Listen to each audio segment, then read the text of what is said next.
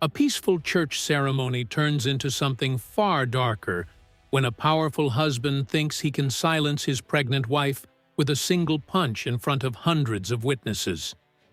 He believes no one will stop him. He believes no one will protect her. But what he doesn't know is that the woman who walks through those cathedral doors next is the one person who can tear his entire world apart.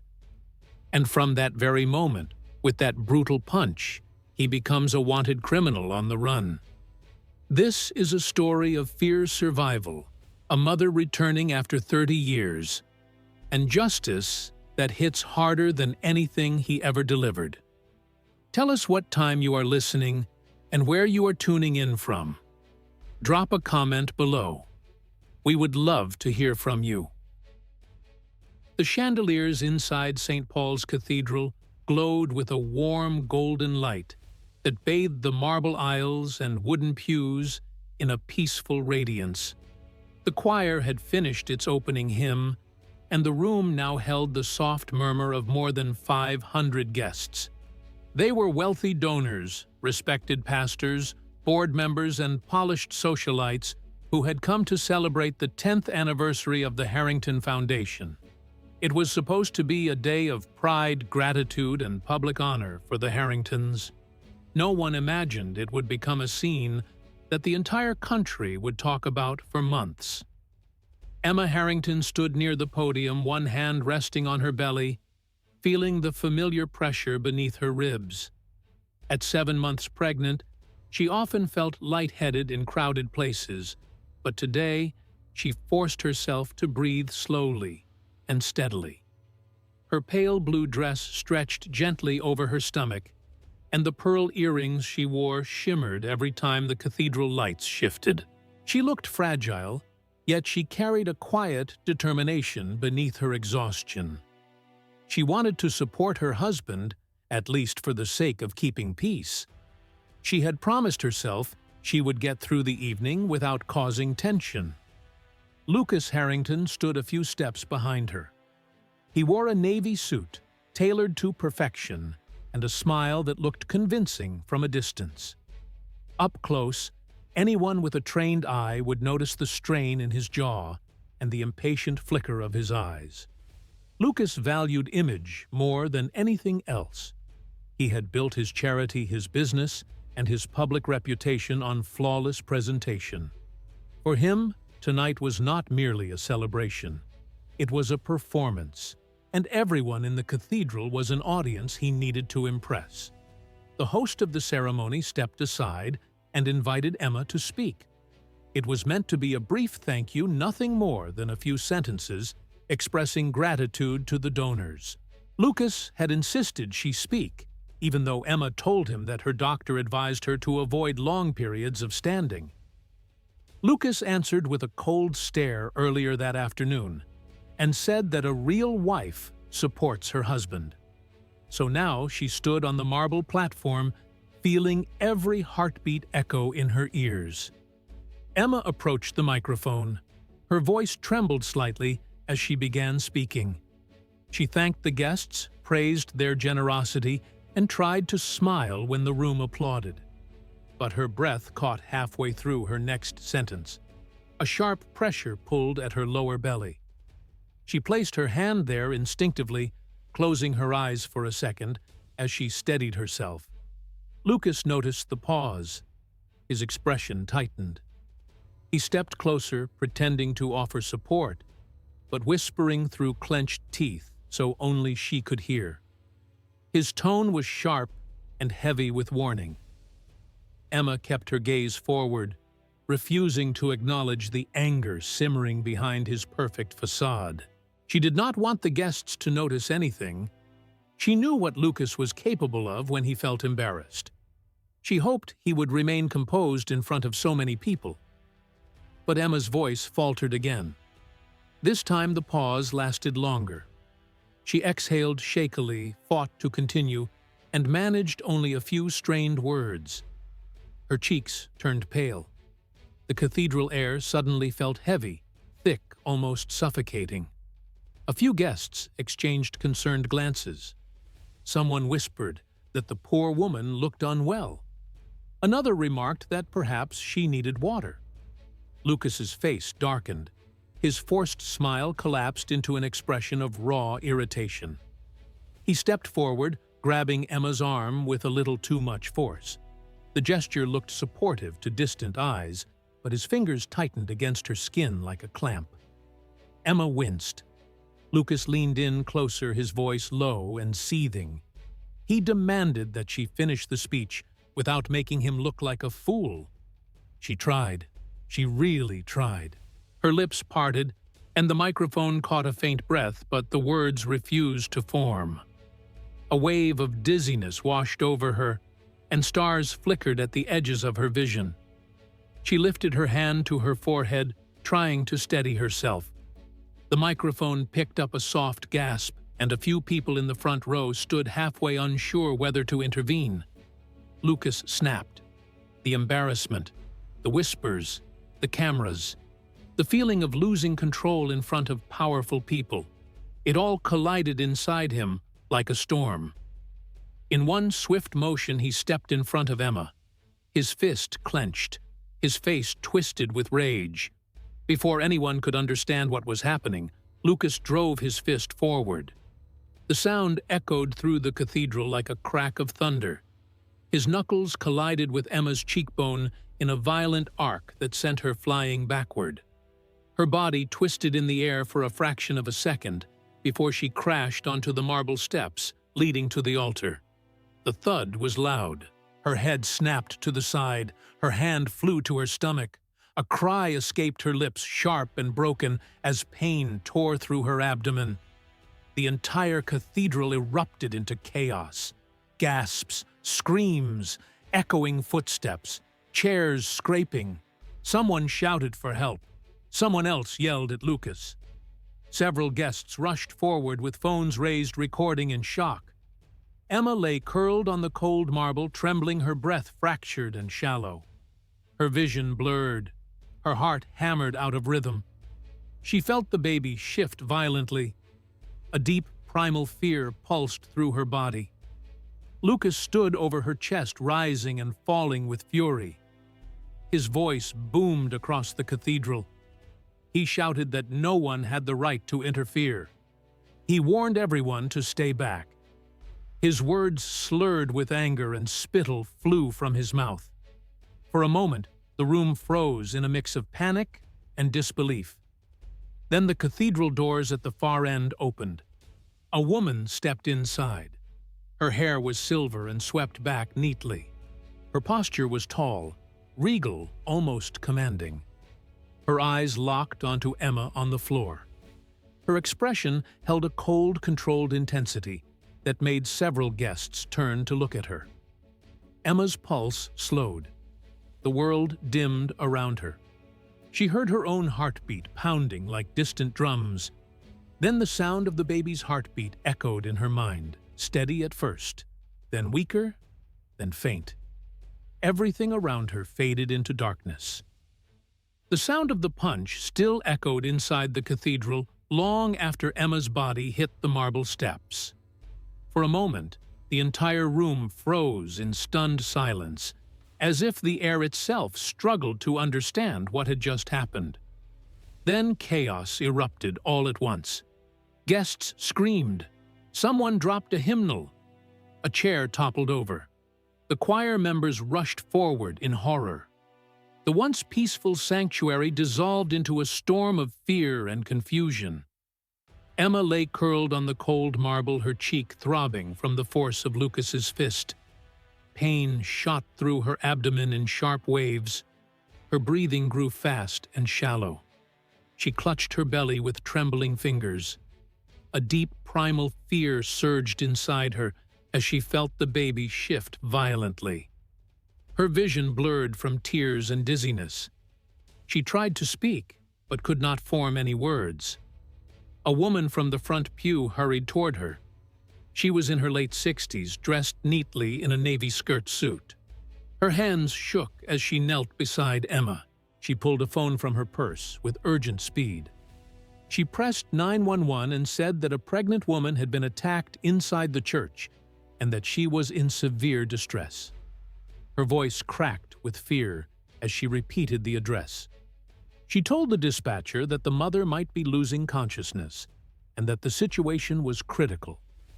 Two ushers rushed forward with a blanket, unsure what else to do. They gently placed it under Emma's head, while whispering reassurances that felt small and helpless in the giant sanctuary. The choir director asked everyone to move back and give space. One man shouted for the doors to be opened so the paramedics could enter quickly. Another guest called out that they could see Emma shaking. Someone whispered that her lips were turning pale. At the far end of the cathedral, the heavy wooden doors burst open. Red and blue lights flashed outside as two paramedics jogged inside carrying equipment. Their voices brought a sense of structure to the panic. They asked for space. They dropped to their knees beside Emma and immediately checked her pulse and breathing. One paramedic placed a fetal monitor against her belly. The monitor beeped erratically. The sound made the older woman who called 911 cover her mouth with her hand. The paramedic frowned, then spoke with urgency. He said that the baby's heartbeat was unstable and that they needed to transport Emma to the hospital right away. He asked the crowd to clear a path. The other paramedic lifted Emma carefully onto the stretcher as she winced in pain. She tried to open her eyes, but her vision faded in and out. She heard fragments of voices. She heard someone say that she might pass out. She felt hands securing her to the stretcher. She heard a prayer whispered above her. Lucas followed closely, his expression twisting between anger and forced concern. He barked orders at people who were not listening. He insisted that he would accompany his wife. He warned the paramedics not to exaggerate anything for the sake of drama. He said Emma had simply fallen. The older woman who made the emergency call glared at him with disgust. They reached the ambulance outside. The paramedics lifted the stretcher inside and secured Emma to the rails. The doors shut behind them and muffled the sound of the panicked crowd. The engine vibrated beneath her as the vehicle pulled away. Inside the cramped space, the fluorescent lights revealed the bruises forming on Emma's cheek. Her breath hitched whenever the pain intensified. The fetal monitor beeped again with a pattern that made the paramedic's eyebrows knit tighter. Lucas climbed into the front seat and twisted around to look through the opening that separated the cab from the patient area. His voice carried a cold edge, even though he tried to sound protective. He asked what they were doing. He told them not to jump to conclusions. He said Emma always reacted strongly to stress. The paramedic ignored him and focused on Emma's vitals. He checked her blood pressure and adjusted the oxygen flow. He spoke softly to Emma, telling her to stay awake and keep breathing. Emma tried to focus on his voice. She felt the ambulance sway as it turned. Her body felt unbearably heavy. Her eyelids kept dropping. She lifted her hand weakly and asked if her baby was safe. But her voice was so faint, the paramedic had to lean close to hear. He told her they were doing everything they could. He encouraged her to stay with them. She nodded even though the motion sent another wave of pain down her spine. The ambulance arrived at the hospital entrance. The back doors opened and bright white lights flooded in. The paramedics lowered the stretcher onto the ramp and rolled her quickly into the emergency department. Nurses surrounded her at once. Doctors shouted instructions. A monitor beeped in rapid succession. The fetal heart rate flickered across the screen with frightening irregularity. Someone ordered an ultrasound machine. Someone else adjusted her oxygen mask. Lucas appeared behind the group, still giving demands rather than comfort. He told the nurses that he wanted privacy. He said he did not want visitors. He insisted that no one else be allowed inside the room. A doctor told him to stand back. His jaw tightened as he stepped aside, but his eyes stayed fixed on Emma with a mixture of frustration and control. Emma blinked against the bright lights and tried to turn her head away from Lucas. Her eyes landed on a figure standing near the doorway. A woman with silver hair and calm, steady eyes stepped inside the room. Her expression carried a mixture of grief, fury, and tenderness. She moved toward Emma with quiet certainty. When she reached the bedside, she placed her hand gently on Emma's forehead. The touch was warm and grounding. Emma felt a strange sense of safety that she had not felt in years. She whispered a faint question, uncertain of who the woman was. The woman's eyes softened. She leaned close and whispered that she was there now. Her voice trembled with emotion she was trying to contain.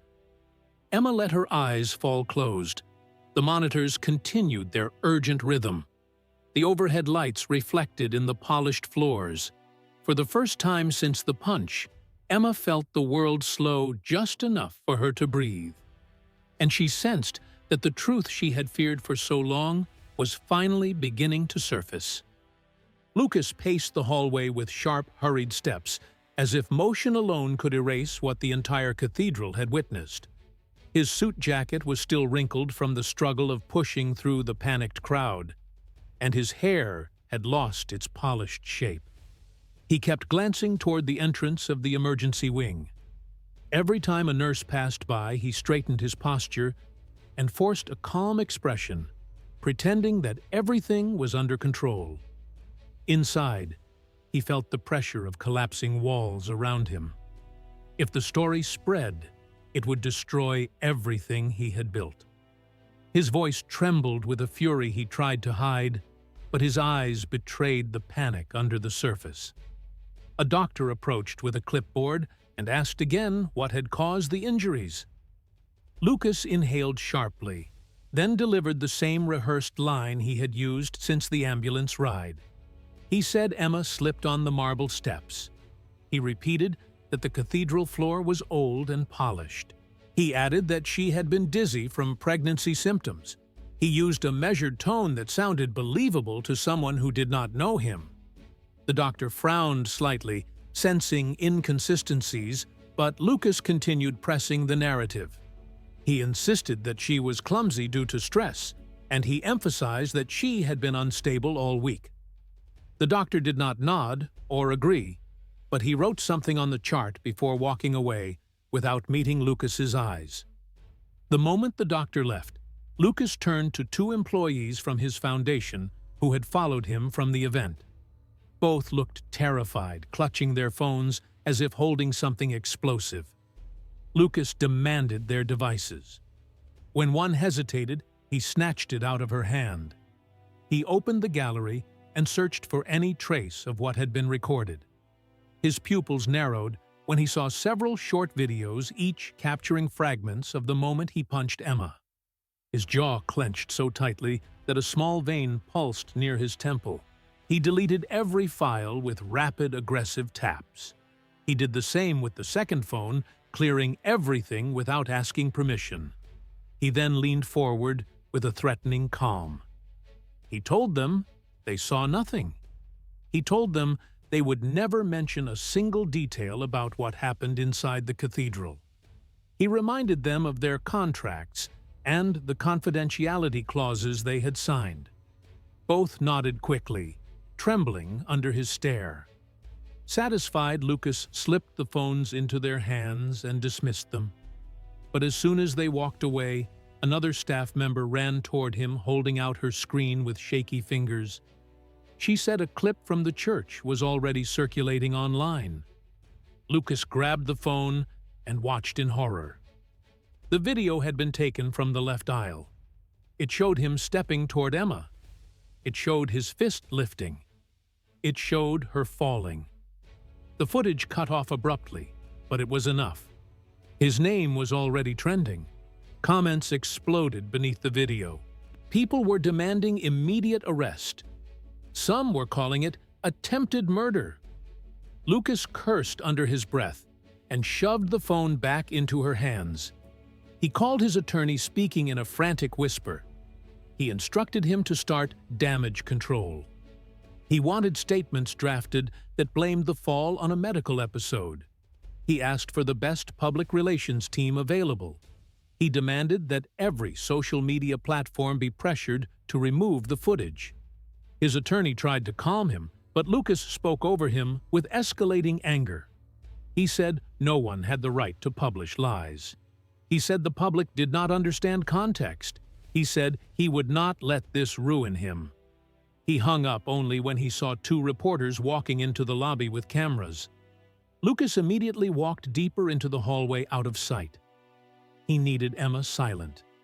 He needed the story reshaped before she could speak. He convinced himself she would cooperate. She always cooperated after enough pressure. While he strategized, he did not notice that he had drifted far from Emma's room. The nurses used the moment to check her vitals. Emma lay under a thin hospital blanket, breathing through waves of discomfort. Her cheek remained red and swollen from the impact. Her eyelids fluttered weakly. She heard fragments of voices, but could not link them together. Her thoughts felt scattered, floating somewhere between pain and exhaustion. She tried to lift her hand but could barely move it. The world seemed muffled around her as if she were underwater. Lucas finally walked back toward the room, straightening his jacket once more. He rehearsed his story again in his head. He prepared to confront the doctors and make sure none of them allowed visitors. He needed total control. But when he reached for the door, he heard soft footsteps inside. He froze, then slowly pushed the door open. Mary stood beside Emma's bed. Her silver hair caught the light from the overhead lamp. Her eyes rested on Emma with an expression thick with pain and recognition. Her hand, the same one that had touched Emma in the ambulance, now rested gently on Emma's shoulder. Emma's breathing calmed slightly at the contact. She did not know why the woman's presence felt familiar. She only sensed warmth instead of fear. Lucas stepped inside with irritation rising in his chest. He demanded to know who she was. Mary turned her head slowly, her gaze meeting his with quiet intensity. She did not flinch. She did not step back. She said her name with measured calm and said she was here to see Emma. Emma tried to open her eyes fully. She saw the outline of the woman beside her and whispered something incoherent. Mary leaned closer, adjusting the blanket with careful hands. Her voice softened as she told Emma to rest. She said Emma was safe. She said no one would harm her again. The door slowly closed behind Lucas as he stared at Mary with growing suspicion.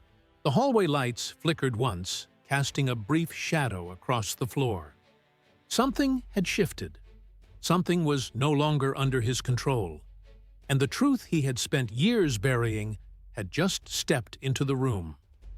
Emma drifted in and out of awareness as faint beeping filled the room. The fluorescent ceiling lights cast a soft glow across the white walls, and the air smelled faintly of antiseptic and sterilized plastic.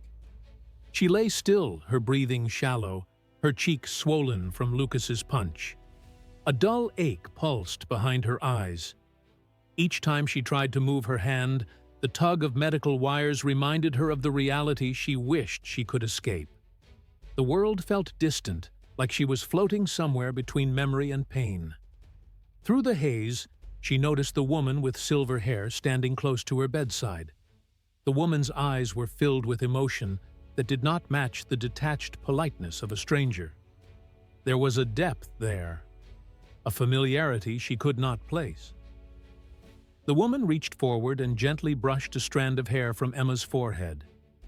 Her hand trembled with a mixture of sorrow and tenderness. Emma swallowed hard. Her voice cracked as she whispered, asking who the woman was. Her question barely formed, as if her throat refused to create sound after everything she had endured. The woman inhaled slowly, steadying herself before speaking. Her voice carried a quiet strength, yet beneath it was a tremor filled with years of grief. She said her name was Mary Fitzgerald. Emma blinked, confused. The name stirred something faint within her, a softness that did not match the harsh world Lucas had built around her. She stared harder at the woman's face, searching for something. A memory, a connection, a meaning she had been denied for so long. Mary pulled the chair closer and sat beside her bed. Her hands clasped together tightly as if holding herself in place. She took another breath, this time deeper, as though preparing to reveal something that had lived in her heart for decades. She leaned forward until her eyes met Emma's, with unmistakable honesty. She told Emma that she was her mother. The words hung in the air like a spark in an oxygen-filled room. Emma's breath hitched. Her heartbeat quickened against the monitor behind her. She stared at Mary in stunned silence, unsure whether her mind was distorting reality. She had grown up believing her mother had abandoned her. She had spent years blaming herself for being unworthy. Every story she heard about her mother came through Lucas's carefully crafted filter of contempt. He told her again and again that her mother chose to leave, that her mother did not want her, that she had no family except him. Emma's eyes filled with tears that blurred the image of the woman before her. She tried to shake her head, but the motion sent a fresh wave of pain down her neck. Her voice trembled as she asked why she had been left alone all these years. Mary reached out and took Emma's hand carefully, as if afraid the slightest pressure would hurt her even more. Mary's voice broke as she explained that she never chose to leave Emma. She explained that Lucas had intervened when Emma was still young. He manipulated legal documents. He spread lies. He created distance between them until Mary was pushed out of her daughter's life entirely. Emma stared at her stunned, taking in every word. She felt anger. She felt grief. She felt a painful realization that the world she had been trapped in for years was never built on truth. She whispered that Lucas told her Mary had abandoned them. Mary shook her head strongly, tears rolling down her cheeks. She said Lucas never wanted Emma to have support. He wanted control. He wanted isolation. He wanted to keep her dependent on him. Mary admitted that she spent years searching for ways to reconnect, but was blocked at every turn. She only found out Emma was in danger when someone from the congregation recognized her name during the chaos in the cathedral and called her. Emma listened, letting the truth settle inside her like a weight and a release all at once. She struggled to process everything. Her breaths quickened. Mary squeezed her hand gently. She told Emma to breathe. She told her she was safe now. She told her she was not alone anymore. Emma hesitated, then lifted her free hand toward her cheek. She winced at the tenderness where Lucas had struck her. Mary followed the movement with her eyes. Her expression shifted to one of deep sorrow and anger. She looked closely at the bruising along Emma's jaw, the swelling that marked the violence of the impact. Her lips tightened as she fought to contain her distress. Mary whispered that no mother should ever see her child hurt like this. She said the sight of Emma collapsing in the cathedral haunted her. She admitted that she had never felt so terrified. She brushed her fingers gently along Emma's shoulder, examining another mark from the fall. She asked how long the abuse had been happening. Emma lowered her gaze and whispered that she never imagined Lucas would strike her so hard. She said she always believed his temper would cool eventually. She said she never thought he would punch her in public. She said she never thought he would endanger their baby. Mary's tears returned, but her voice grew stronger. She told Emma that Lucas's violence was not new. It was escalating. She said men who strike their pregnant wives are capable of far worse. She said Emma deserved safety and support and love. She said Emma deserved a life free from fear. Emma sobbed softly, overwhelmed by the mix of truth and emotion. For the first time in years, she felt the presence of someone who genuinely cared for her without conditions. She felt the arms of someone who wanted to protect her rather than control her. She felt the warmth of a mother she believed she had lost forever. Mary moved closer and wrapped her arms around Emma carefully. She held her as though holding a piece of her heart that had been missing for decades. Emma leaned into the embrace, allowing herself to be vulnerable. The room felt quieter. The monitor beeped steadily. Outside in the hallway, a distant murmur of voices drifted through the door. Then the faint sound of a police siren grew louder near the entrance of the hospital. It cut through the quiet and filled the room with a new tension. Mary pulled back slightly and looked toward the doorway with a steady gaze. Something was shifting. The truth was no longer hidden, and the world outside was beginning to respond. Detective Reed Collins arrived at the hospital with the steady presence of someone who had seen more violence than he cared to remember. His gray hair was neatly combed and his badge shone against his jacket when he stepped through the sliding doors of the emergency wing. He paused for a moment and observed the nurses hurrying past and the quiet tension that hung in the air. A case involving a pregnant woman assaulted inside a cathedral demanded immediate attention. It carried a weight that could not be ignored. Collins walked toward the receptionist and introduced himself with calm professionalism before asking for the room number of the patient named Emma Harrington. Once he reached the hallway outside her room, he found Lucas waiting with crossed arms and a scowl that barely hid his impatience. Lucas stepped forward immediately and identified himself as Emma's husband. He tried to speak before Collins could ask anything, insisting that he had the situation under control. His voice was tight, his words sharp. He said the incident at the church had been a misunderstanding. He repeated that Emma had slipped. He claimed that she lost her balance because of stress and fatigue. Collins simply nodded, not accepting or rejecting the explanation, and opened his notebook. When Collins asked for a clear description of what had occurred, Lucas grew irritated. His face flushed. He repeated the same narrative again, but this time with a harsher tone. He insisted that Emma exaggerated small things and that her reactions were often dramatic. He said she had been unstable lately. He said stress from pregnancy caused her to fall harder than expected. His effort to hide his anger only made it more visible.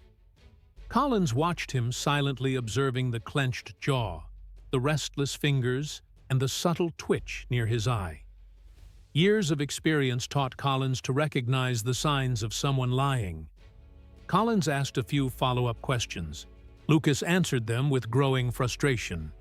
He spoke over the detective. He insisted the questions were unnecessary. He attempted to redirect the conversation by praising his own reputation and influence in the community. Collins wrote down every word without reacting. Finally, Lucas threw his hands slightly and said that the real priority should be stopping rumor spreaders who were misrepresenting him online. Collins ended the conversation and asked to speak with Emma. When he entered her room, he noticed how weak she looked.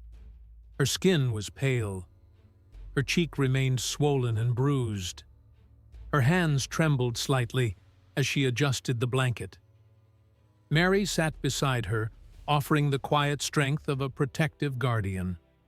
Collins introduced himself gently and assured Emma that she did not need to speak until she was ready. She nodded weakly and took a breath. Her voice was soft, but steady as she revealed the truth. She said Lucas did not slip or trip. She said he punched her. She said he had been violent before. She admitted that she often hid her injuries. She said she wore long sleeves to conceal bruises. She said Lucas always blamed her for everything. She said the fear had been building for years. The words came out with difficulty, as if each confession needed to break through years of silence. Mary handed Collins a folder she had brought. It contained medical records from past visits Emma made without telling Lucas. The documents included notes from doctors who suspected domestic abuse. They recorded bruises on her ribcage sprains that did not match the explanations she gave, and injuries that suggested repeated harm. Mary explained that these records were copies she had kept while trying to reconnect with her daughter. Collins examined each page carefully. His face grew heavier with every detail he read. He asked Emma if Lucas ever threatened her directly. She nodded. She said he isolated her from everyone. She said he controlled her communication, her appointments, and even the people she was allowed to meet. She said that when she tried to ask questions about her past, he silenced her. She said that when she cried, he called her weak. Her eyes filled with tears as she described how the fear never left her. Collins wrote everything. He looked at the marks on her face. He noted the shape and size of the bruising. He glanced at the monitors beside her and the medical staff moving quietly around the room. He asked her if she felt safe. She shook her head slowly. Mary squeezed her hand and whispered that she was not alone anymore. Collins reassured Emma that the law would protect her now. He said she did not have to see Lucas again. He said the hospital would arrange security measures immediately. When Collins stepped back into the hallway, Lucas confronted him. He demanded to know why the questioning took so long. Collins calmly informed him that hospital security had been instructed to prevent him from entering Emma's room. Lucas reacted instantly. His voice rose. He accused the hospital of overstepping. He accused Collins of taking sides. He shouted that he had rights as a husband. Two nurses turned their heads nervously as his voice echoed through the hallway. Collins remained calm and firm. He repeated that the investigation required Emma's protection. He stated clearly that Lucas was to stay away from the intensive care area. Lucas took a step forward, as if to challenge him, but a hospital security guard approached and stood at Collins's side. Lucas faltered and stepped back with clenched fists. As Collins prepared to leave the hallway, his radio crackled with a message. Officers outside reported finding something near the parking lot. The tone of the message suggested urgency. Collins excused himself from the confrontation and walked swiftly toward the exit. Lucas watched him go with a mixture of anger and dread lingering in his eyes. Something outside had been discovered, and whatever it was, it would change everything. Detective Reed Collins walked across the dimly lit parking lot with two uniformed officers beside him. The night air carried the scent of gasoline and cold pavement. Flashing patrol lights reflected off parked cars and cast red and blue glimmers across the asphalt. Collins moved with steady purpose as he approached a small metal evidence box placed near the rear bumper of a black sedan. One of the officers explained that a hospital employee found it while sweeping the lot during routine cleaning. The box looked ordinary on the outside, but Collins sensed the type of secrets that ordinary objects sometimes carried. He put on gloves, opened the lid, and found a compact digital storage device inside.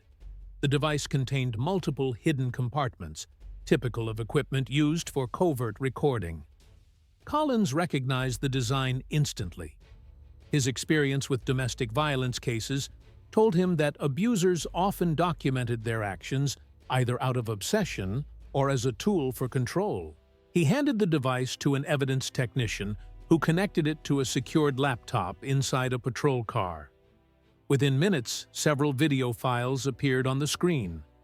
The timestamp showed recordings spanning months. The footage was raw and unedited. Collins watched as Lucas appeared in frame inside the Harrington home. The angle suggested a camera had been hidden behind a vent cover. In one video, Lucas grabbed Emma by the arm with violent force and shoved her into a chair. In another, He yanked her hair so hard that she fell to the floor. In yet another, he shouted inches from her face, while she covered her belly with trembling hands. Collins clenched his jaw as he watched. The violence escalated with each clip. Then the final video loaded. It showed the interior of the cathedral. Lucas stood inches from Emma. The camera captured the exact moment his fist swung forward. The footage was clear. The sound of the impact echoed in the recording and made Collins stiffen with disgust. The video left no room for explanation or excuse. It was undeniable proof of assault. Collins exhaled slowly and closed the laptop. He radioed the station to report critical evidence and requested that the files be archived in multiple secure formats. As he walked back toward the hospital entrance, he felt the weight of the case settle more heavily on his shoulders. He knew this kind of brutality required immediate action. He knew the law would move swiftly. Inside the hospital, Lucas sat alone on a bench near the elevator. His face carried a strained mix of anxiety and anger. His leg bounced restlessly. He kept checking his phone, scanning messages from his attorney and public relations team. He believed he still had a chance to shape the narrative. He believed he could still control the outcome. That belief began to crumble the moment Collins approached. Collins did not reveal the details of the footage. He only informed Lucas that the investigation had entered a formal escalation phase. The tone of Collins's voice was calm but firm, the kind of tone that told Lucas something had shifted beyond his reach. Lucas swallowed hard and attempted to remain composed. He asked what new information had surfaced. Collins replied that the department had obtained significant evidence and would be moving forward accordingly. Lucas's posture stiffened. His eyes darted toward the hallway leading to Emma's room, as if hoping for some illusion of control. He lowered his voice and asked Collins if they could speak privately. Collins agreed and stepped to the side with him. Lucas began by offering concern for Emma's health in an attempt to appear reasonable. Then he asked if misunderstandings could happen in tense moments. Collins gave no reaction. Lucas hesitated before slipping a hand into the inside pocket of his suit jacket. He pulled out an envelope and held it out subtly. His voice dropped lower as he suggested that perhaps the investigation would benefit from focusing on bigger priorities. The envelope contained a thick stack of bills. Lucas insisted it was a gesture of respect. He said he hoped Collins would understand. Collins stared at the envelope without touching it. His silence stretched long enough to make Lucas shift uncomfortably. Then Collins spoke with clear authority. He told Lucas that bribery of a police officer was a criminal offense.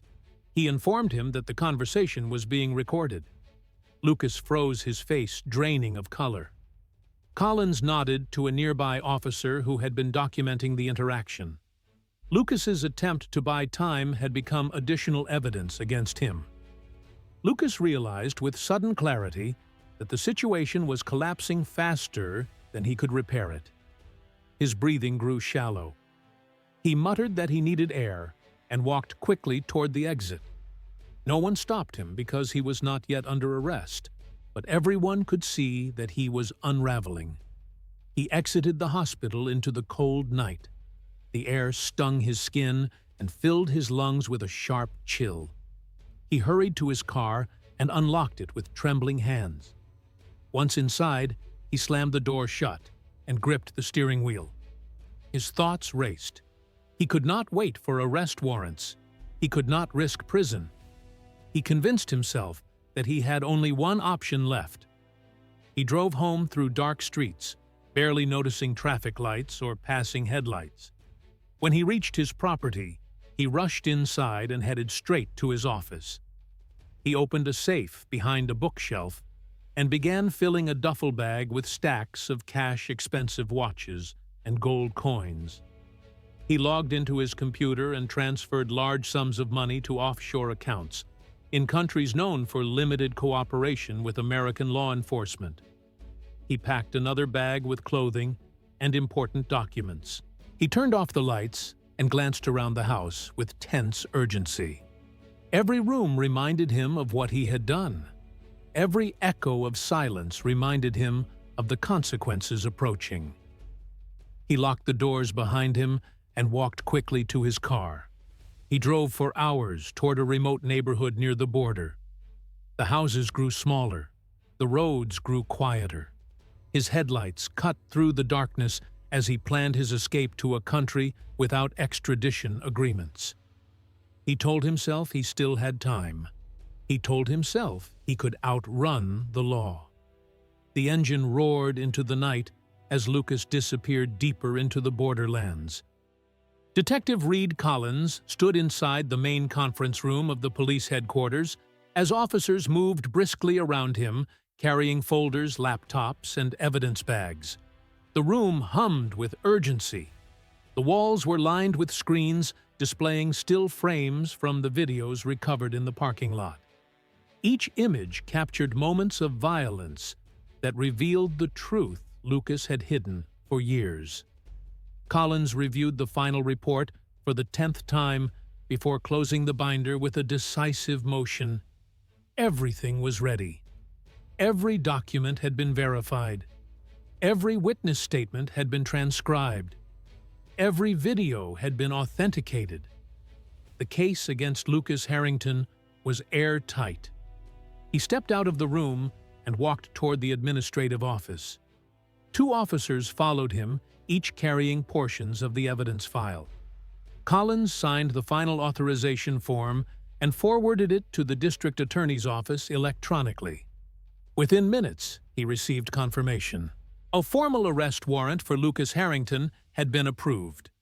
The charge list included aggravated assault endangerment of a pregnant woman coercion and attempted obstruction of justice. Collins exhaled a controlled breath and ordered the communications team to issue a statewide alert. However, the relief lasted only moments. A younger officer hurried down the hallway, holding a tablet, displaying the latest update from border surveillance. The officer reported that Lucas had vacated the remote hideout near the border hours earlier. The cameras captured his vehicle leaving the area at high speed. After that point, the signal had vanished. Collins frowned deeply. The arrest warrant was ready, but Lucas had moved faster than expected. This made the situation more dangerous. A desperate man was unpredictable. The department immediately called for a public briefing. Collins believed transparency was necessary.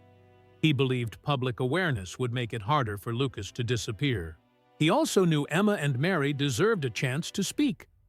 Victims needed their voices to be heard, especially when the suspect was already attempting to evade justice. Within an hour, the police headquarters filled with reporters, camera crews, and community advocates. The podium was positioned in front of the department's emblem, and bright lights were arranged across the room to ensure clear broadcast quality. Microphones covered the surface of the podium. Every news station in the region had sent a team. The atmosphere carried the weight of something historic. Mary helped Emma enter the room through a side door. Emma wore a hospital gown under a borrowed coat. Her steps were slow, and she leaned on her mother for balance. The bruise on her cheek remained vivid. Cameras began clicking as soon as the 2 women appeared. Mary held Emma's hand tightly, guiding her toward the row of chairs behind the podium. Emma lowered herself carefully into her seat and took a deep breath to steady her nerves. Collins stepped up first. He delivered a brief overview of the case. He confirmed that substantial evidence had been gathered. He explained that the violence recorded in the videos showed a consistent pattern of abuse. He announced the official charges and the issuance of the arrest warrant. He stated that Lucas was now considered a fugitive. He assured the public that the department was working with border authorities and federal agencies to locate him. His voice remained steady and composed, expressing both firmness and empathy. When Collins stepped aside, Mary rose slowly and approached the podium. She rested her hands on the edges for support. Her silver hair caught the light, and her eyes carried a depth shaped by decades of loss and longing. She began by thanking the officers who had worked tirelessly on the case. Her voice trembled only slightly before strengthening with every sentence. She revealed the truth of her disappearance. She explained that she never abandoned Emma. She said Lucas manipulated documents, fabricated legal claims, and used threats to remove her from her daughter's life. She described years of searching and years of fear. She said she learned the truth about the cathedral incident when a witness recognized Emma's name and contacted her. She admitted she was terrified to see the condition Emma was in, but grateful to have reached her in time. The room fell silent as she spoke. Even the reporters lowered their cameras for a moment. Mary turned to look at Emma, then back to the crowd. She said, "No woman should suffer alone." She said, "Silence enables cruelty." She said she would fight every day of her life to protect her daughter. Her voice cracked with emotion, but she continued with unwavering determination. Emma rose next with great effort. Mary steadied her arm. Emma stepped up to the podium slowly, her breathing shallow but controlled.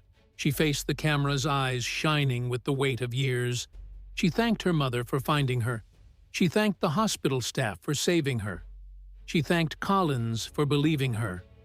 Then, with a trembling voice, she revealed the truth. She said the abuse had gone on for years. She said she hid the bruises, the fear, and the emotional scars because she felt alone. She said Lucas isolated her from everyone and convinced her she was weak. She said she felt trapped. She said she feared for her life and the safety of her baby. Reporters wiped their eyes. Officers in the back exchanged somber glances.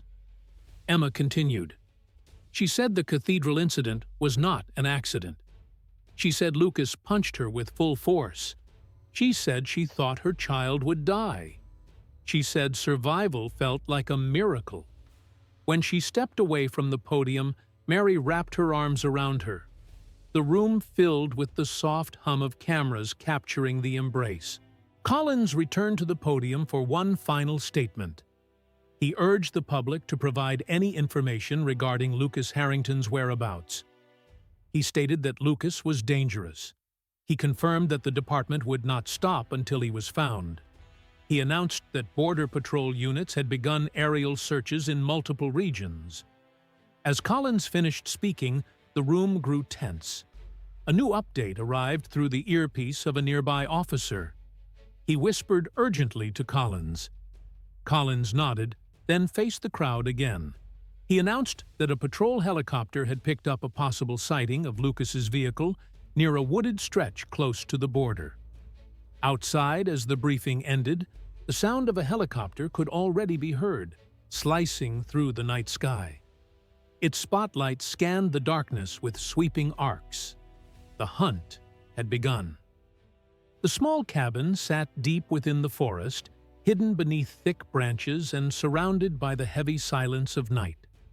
Inside, Lucas Harrington paced back and forth with restless steps.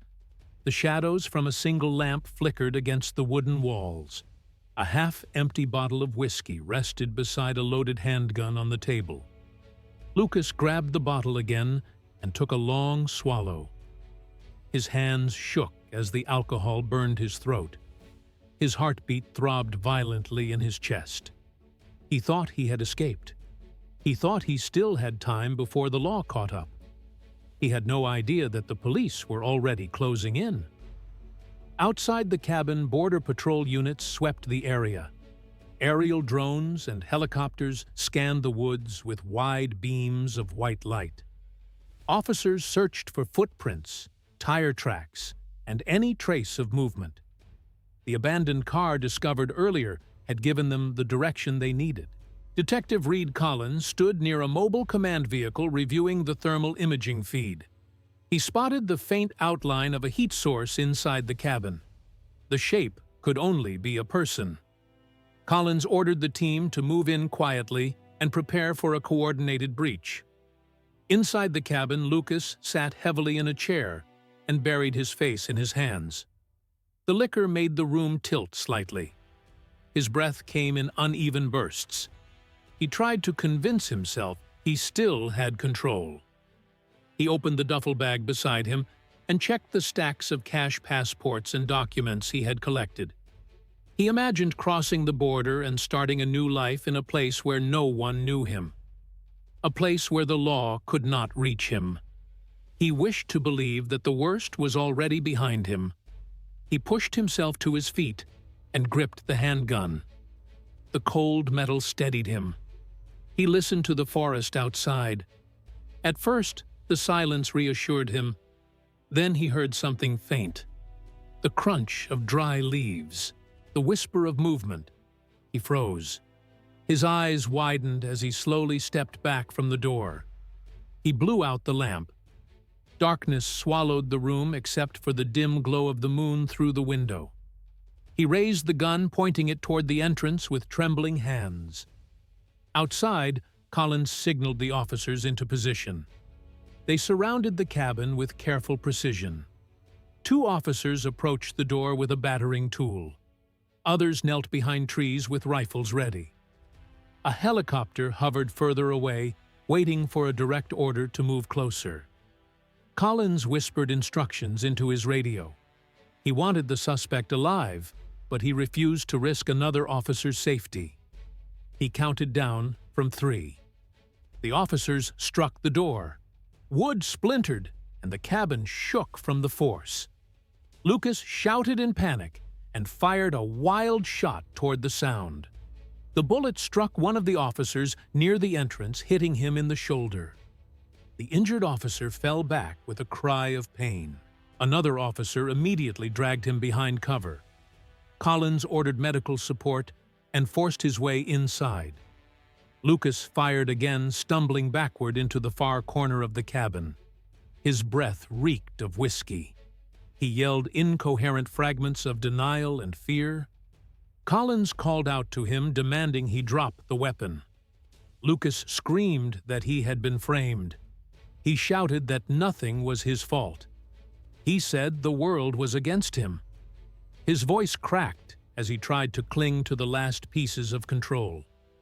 Collins stepped closer with his weapon raised. He spoke calmly. He told Lucas that he knew everything. He told him about the videos. He told him about the assault. He told him about the officer he had just shot. Lucas's face drained of color.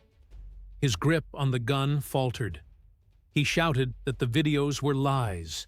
He shouted that Emma had provoked him. He shouted that Mary had returned to destroy him. Collins ignored the excuses and repeated the order to surrender. Lucas's fear surged again. Instead of dropping the gun, he turned and bolted out the back door. Officers shouted warnings and pursued him through the trees. Lucas crashed through branches, stumbling over rocks as his foot slipped on damp leaves. The alcohol blurred his vision and slowed his reflexes. He heard shouts behind him and the distant roar of the helicopter rising overhead. The forest seemed to close in with every step he took. He ran until his legs screamed in pain. His lungs burned, sweat mixed with rain on his forehead. He stumbled across a narrow path leading toward a rocky ledge. The ground sloped downward sharply. He almost fell, but managed to regain his balance. He kept running, guided by desperation and instinct rather than reason. The helicopter swept a bright beam across the trees, illuminating him for a brief moment. He ducked into the shadows again. Collins and 3 officers followed closely. They saw broken branches and muddy footprints marking Lucas's path. Collins held his flashlight steady as he moved. He could hear the ragged sound of Lucas's breathing echoing faintly through the trees. The scent of alcohol hung in the air. Lucas was slowing down. The chase was nearing its end. At the bottom of the slope, Lucas reached a narrow rock crevice. The walls rose sharply on each side, forming a dead end. He stopped and spun around with the gun raised again. his back pressed against the stone. His eyes darted wildly. His voice cracked as he shouted at the officers to stay away. Collins approached slowly, his silhouette outlined by the beam from the helicopter above. Collins raised a small device and pressed a button. The screen illuminated the hallway recording from the cathedral. Lucas watched himself on the screen. He saw the punch. He saw Emma fall. He saw the truth he had denied. His jaw trembled. His eyes widened. The realization sank into him like a stone dropped into dark water. Collins told him it was over. He told him there was nowhere left to run. He told him he had shot a police officer and the law would respond accordingly. Lucas staggered forward in a final attempt to flee, but his foot slipped on wet stone. Officers moved in instantly. They wrestled him to the ground, secured his arms, and pulled the gun away. Handcuffs snapped around his wrists with a metallic click. The forest fell silent, except for the hum of the helicopter and the distant sound of medics rushing to help the wounded officer.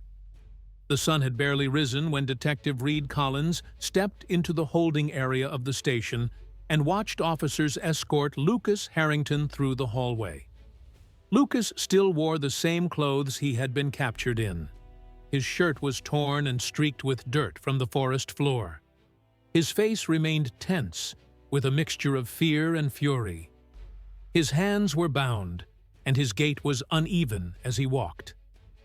The cut on his forehead from the struggle had been bandaged, but the swelling around his cheek remained visible. Officers kept a tight grip on him as they guided him toward the interrogation room. Lucas muttered under his breath, insisting he had been framed, insisting he had not done anything wrong. No one responded. Inside the room, Collins placed a folder of evidence on the metal table. He watched Lucas closely as the officers secured him into the chair. The harsh fluorescent lights reflected off the cold walls. Lucas glanced at the folder with a flicker of dread. Collins sat down and began reading the charges in a calm and measured tone. He listed the assault in the cathedral. He listed the recorded violence in the home. He listed the attempt to bribe an officer. He listed the shooting of the patrol deputy. Lucas's jaw tightened as the list grew. He tried to interrupt, but Collins spoke over him. Every detail was documented. Every accusation was supported by proof. When Collins finished speaking, he asked Lucas if he wished to make a statement. Lucas leaned forward and swore he was innocent. He repeated that Emma had exaggerated everything. He said Mary had returned only to ruin him. He said the videos were taken out of context. Collins watched him without emotion. He asked if Lucas denied firing the weapon at the officer. Lucas became silent for a moment. Then he claimed it was self-defense. Collins noted his answer without responding. After an hour of questioning, Collins ended the session and ordered the officers to transfer Lucas to the county detention facility. While Lucas was moved to the transport vehicle, Emma rested in the quiet guest room of her mother's small home. She had been discharged from the hospital only hours earlier, still weak, but stable. Mary had helped her settle into the room with soft blankets, warm lighting, and gentle care. The space smelled faintly of lavender and freshly brewed tea. It was the first place in years where Emma felt safe enough to close her eyes without fear that someone might be watching her. She slept for nearly 6 hours, her body surrendering to exhaustion. When she woke, she found Mary sitting nearby in a wooden chair, knitting quietly, as if she had been waiting the entire time. Mary smiled gently when Emma opened her eyes. She asked if Emma felt any better. Emma nodded slowly. Her muscles still ached, and the bruise on her face throbbed. But her mind felt clearer than before. Mary handed her a bowl of warm soup and encouraged her to eat. Emma took small sips, while Mary spoke in a soft voice, telling her that she was safe and that nothing would harm her now. The reassurance settled into Emma like a fragile warmth. She leaned her head back against the pillows and breathed deeply. The phone rang in the kitchen a few minutes later. Mary answered it, while Emma listened from the bedroom doorway. She heard Mary's voice shift into a tone of careful attention. It was Collins calling with an update. Mary carried the phone back to Emma and put it on speaker so they could both hear. Collins explained that Lucas had been transported from the station to the detention center for processing. He assured them that the department had enough evidence to hold him securely while preparing for court proceedings. He also told them that the officer who had been shot was in stable condition after surgery. Mary thanked him sincerely. Emma whispered a faint thank you as well. After the call ended, Mary sat beside Emma again and touched her hand gently. She told her daughter that the nightmare was finally beginning to lose its grip. She said the law was doing its part. She said the truth had finally come to light. Emma nodded slowly and allowed herself to feel some of the relief that had been building since her rescue. She felt her eyes sting with tears, but wiped them away before they fell. At the detention center, Lucas was led into a shared holding area. Several inmates looked up as he entered. Some recognized him from the news coverage that had circulated rapidly after his arrest. The story of the cathedral assault, the videos of past abuse, and the shooting of the deputy had spread across television and social media. The inmates whispered among themselves, eyeing him with disdain. One of them called him a coward for attacking a pregnant woman. Another cursed him openly. Lucas tried to look away, but his fear showed in the tightness of his shoulders. Within minutes, an inmate approached him and shoved him hard against the wall. Lucas stumbled and raised his arms protectively. More inmates joined in, pushing him and striking him with fists and elbows. The guards intervened quickly, but not before Lucas collapsed to the floor with bruises forming on his ribs and cheek. He was dragged out of the holding area and taken to the medical room. His breathing was shaky. His eyes burned with the realization that his reputation meant nothing in the place where he now stood. In jail, weakness invited violence, and his crimes had made him a target. The next morning, the chief of police sent an official notice to Mary's home. An officer stood politely at the door and handed her a document stating that a preliminary court hearing had been scheduled for 5 days later. Emma was listed as the primary victim and would be required to testify. Mary was listed as a key witness. The officer explained that the legal process would move quickly due to the severity of the charges. He assured them that a protective detail would be assigned to their home. Mary thanked him and closed the door gently before returning to Emma. Emma sat on the couch, wrapped in a blanket, watching the soft glow of morning light seep through the curtains. Mary handed her the document and sat beside her. Emma read it slowly, her hands trembling slightly. 5 days. 5 days until she would face Lucas in court. The thought frightened her, yet she felt a growing strength within herself. She looked at Mary and saw reassurance in her mother's eyes. Mary placed a hand over Emma's and whispered that they would face everything together. That night, Emma sat by the window of the guest room. The streetlights outside cast a warm golden glow across the quiet neighborhood. She watched the beams shimmer against the glass and listened to the distant hum of nighttime traffic. Her heart felt heavy and hopeful at the same time.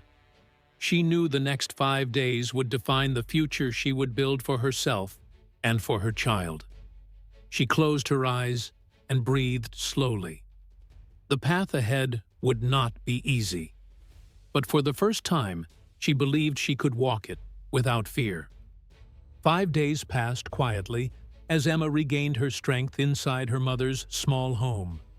The mornings were peaceful, filled with the smell of warm tea and the soft hum of traffic outside the neighborhood. Mary stayed by her side every day, helping her sit up, walk slowly through the living room, and rest whenever her body demanded it. Even with the calm atmosphere, A sense of anticipation hung in the air. The preliminary hearing had been scheduled, and both women knew the day would bring a turning point in their lives. When the morning of the hearing arrived, two patrol officers stood outside the front door. They guided Emma and Mary to an unmarked car. Emma wore a simple sweater and loose pants. She moved slowly but steadily, one hand resting on her stomach in a protective gesture. Mary walked beside her, keeping a firm but gentle hold on her daughter's arm. The officers opened the back door and helped them inside. The ride to the courthouse was silent, except for the soft rhythm of the vehicle's tires on the road. At the courthouse, the crowd was larger than either woman expected.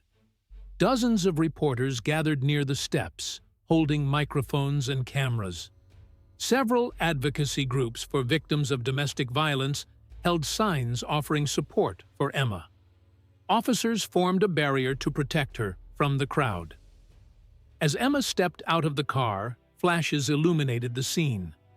She kept her eyes on the ground until Mary squeezed her hand and lifted her chin softly. Mary whispered that she was brave. Emma nodded slowly. Together, they followed the escort toward the courtroom. Inside the building, the atmosphere shifted. The halls were quieter but carried a tension that pressed against Emma's chest. She felt her heartbeat quicken as they approached the courtroom doors. The officers opened them quietly. The room was already filled. People sat shoulder to shoulder. The judge's bench stood under bright lights. Prosecutors reviewed documents at their table. Victim advocates sat nearby. Across the room, deputies led Lucas inside. Emma flinched at the sight of him. His face was bruised from the fight inside the detention center. His lip was split. His eyes had a wild, frantic look. He wore standard jail clothing and moved with an uneven limp. Despite his injuries, he scanned the room with bitterness. When his gaze met Emma's, he looked away instantly, as though unable to tolerate the reminder of what he had done. The judge entered and called the court to order. Everyone stood, then sat again as the proceedings began. The prosecutor walked to the front and began presenting the case. He played the recovered footage from the hidden cameras.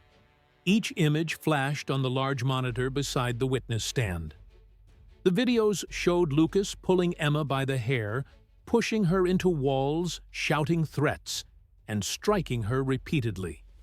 The sound of each clip echoed through the courtroom. People in the audience shifted uncomfortably. Some covered their mouths. The prosecutor paused several times to allow the judge to take notes. Next, he played the video from the cathedral. The room fell completely silent as the moment of the punch appeared. The impact replayed in slow motion. The sound of Emma hitting the marble floor brought a wave of gasps. Mary closed her eyes tightly, and Emma reached for her mother's hand under the table. The prosecutor allowed the clip to end before turning toward the judge again. He detailed the medical reports showing the effects on the pregnancy. He described the bullet wound inflicted on the deputy. He explained the attempted bribe captured on audio. He presented the timeline of Lucas's escape, his actions in the cabin, and his resistance during the arrest. Every detail painted a picture of deliberate violence and disregard for human life. When the prosecutor finished, he called Emma to the stand. Officers helped her rise and walk to the front. She sat, carefully adjusted the microphone, and looked directly at the judge. Her voice trembled at first, but she steadied it with a slow breath. She explained how Lucas isolated her, controlled her communication, and undermined her confidence until she doubted her own memories. She spoke about years of fear. She described the pain of the punch, the terror she felt for her child, and the moment she believed she would not survive. She kept her hands folded tightly to stop them from shaking. After she stepped down, Mary took the stand. She explained how Lucas manipulated the legal system decades earlier to remove her from Emma's life. She described the grief she carried for years, believing she had lost her daughter forever. Her voice broke when she recounted seeing Emma collapse inside the cathedral. She said she returned because no mother could stay away when her child was suffering. The entire room fell quiet as she finished her testimony. Detective Collins testified next. He described the investigation, the evidence collection, and the events in the forest. He confirmed that Lucas fired the shot that injured the deputy. His explanation was firm and precise.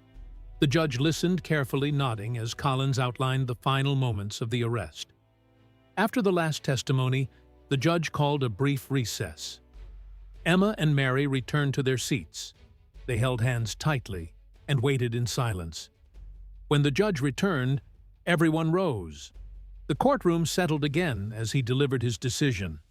He stated that the evidence was overwhelming.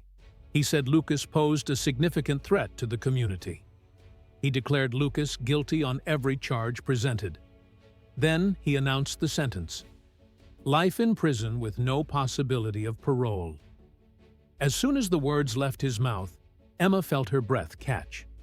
Mary wrapped her arms around her. Cameras flashed as deputies seized Lucas and dragged him toward the exit. He shouted in anger, but his voice grew smaller as he was pulled from the room. Emma pressed her face into Mary's shoulder and let years of fear release in trembling sobs. When they left the courthouse, the afternoon sun cast a warm light across the steps. The crowd outside applauded softly in support. Officers guided them back to the car and drove them home. That evening, Mary prepared a quiet dinner. Emma rested on the porch, wrapped in a blanket, watching the sky darken into shades of purple and silver. She placed her hand gently on her stomach. The baby shifted beneath her palm. She whispered to the little life within her. She told the child they were safe. She told the child they were free. She looked toward the moon hanging above the rooftops and allowed herself to believe in a peaceful future. For the first time in years, the world felt open, and Emma knew healing had finally begun.